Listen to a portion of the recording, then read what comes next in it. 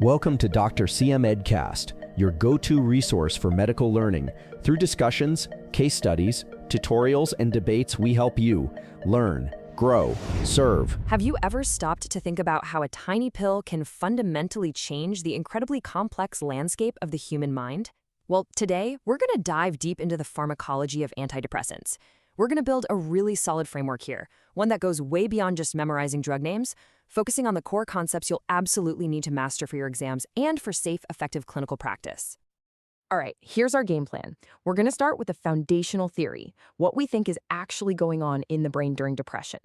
Then we'll walk through the major drug classes, the old school tricyclics, or TCAs, the newer agents like SSRIs, and the powerful but, well, problematic MAOIs. We'll wrap it all up by connecting the dots with clinical uses and the critical safety warnings you absolutely have to know. So before we get into the how these drugs work, we really need to understand the why. To get a real handle on these medications, we have to start with the leading theory of depression. What's the thinking on what's actually happening on a chemical level? Okay, so the big idea is this, the monoamine theory. At its core, it suggests that depression is a biochemical imbalance. Specifically, it points to a functional deficit of these key chemical messengers in the brain, neurotransmitters, like norepinephrine and serotonin. Now, this simple but really powerful idea is the key that unlocks how pretty much all these drugs work.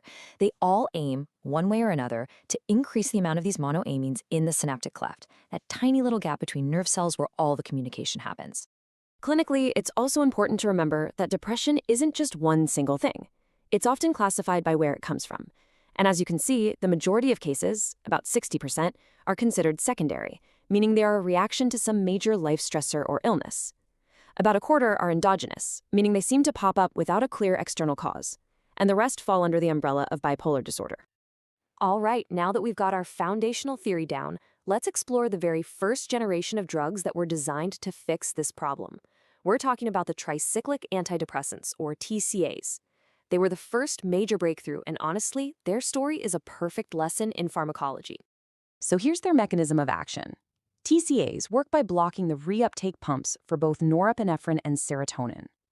Think of these pumps like little vacuum cleaners that are constantly sucking the neurotransmitters out of that synaptic gap. By blocking the vacuums, TCAs leave more of the good stuff, norepinephrine and serotonin, hanging around to do their job. But the key word here, the one you have to remember, is non-selective. This sort of pharmacological clumsiness is the source of both their benefits and their really significant problems. And this slide, this is a perfect illustration of the price you pay for being non-selective. These side effects are not random. Each and every one can be traced back to the drug blocking an unintended receptor. That sedation, that's from blocking histamine H1 receptors. Postural hypotension, getting dizzy when you stand up, that's from blocking alpha adrenergic receptors. This is a classic exam pearl, by the way. You will be expected to connect the side effect profile of a TCA directly back to its messy, multi-receptor action. And because of that narrow safety margin, overdose is a huge deal with these drugs. This table lays out the high-yield, most known management strategies for TCA toxicity. The effects on the heart and brain can be lethal, so knowing that you treat those life-threatening arrhythmias with lidocaine and the convulsions with diazepam is absolutely critical. So you can see the problem, right?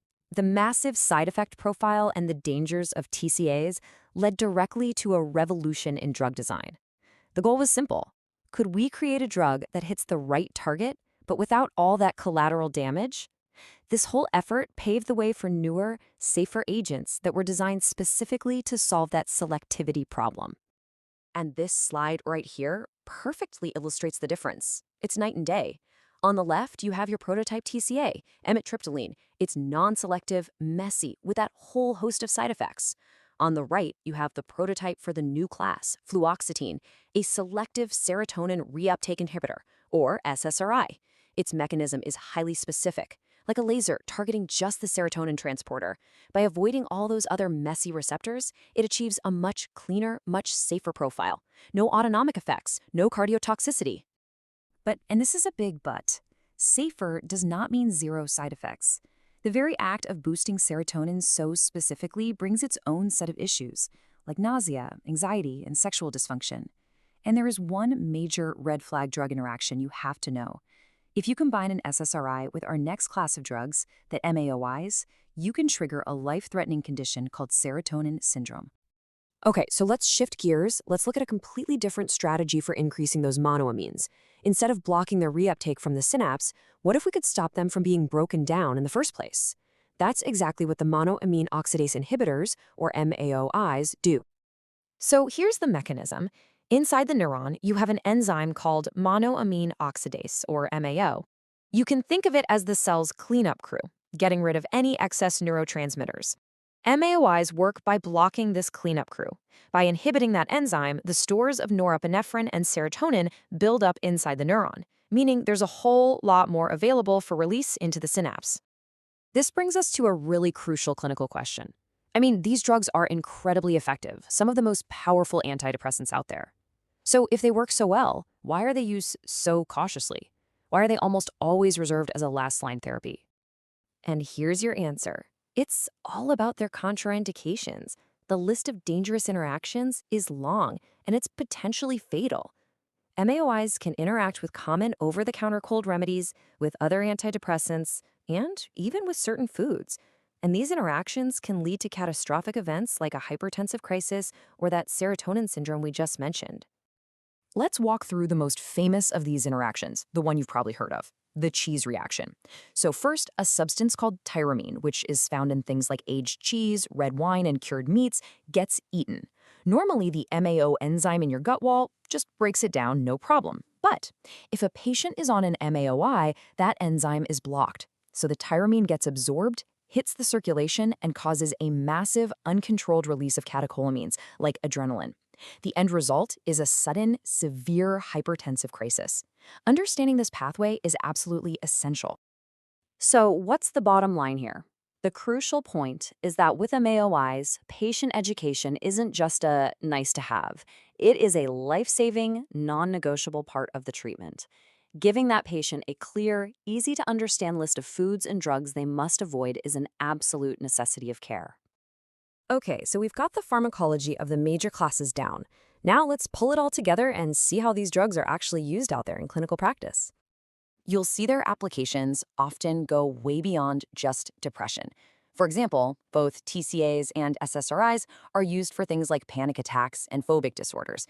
But there are also some really specific niche uses that just love to pop up on exams.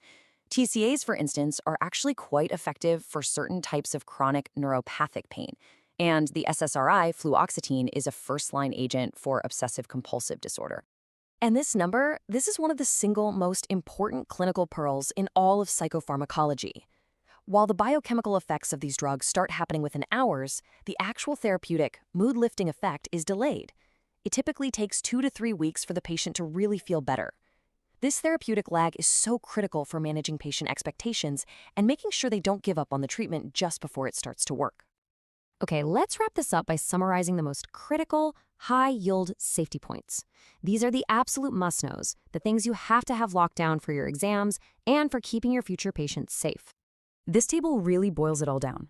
For TCAs, the #1 red flag is cardiotoxicity and their danger in an overdose. For SSRIs, it's that risk of serotonin syndrome when you combine them with other serotonergic drugs. And for MAOIs, without a doubt, it's the risk of a hypertensive crisis from all those food and drug interactions. If you remember nothing else from today, commit these 3 core associations to memory. And we'll end with this thought exercise, which I think connects all this deep pharmacology directly to the human side of patient care. A patient is going to start feeling the side effects, the nausea, the sedation, almost immediately.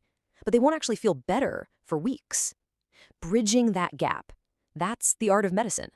So think about it. What do you tell them in that first visit, using this knowledge that can make all the difference between treatment failure and a truly life-changing therapy?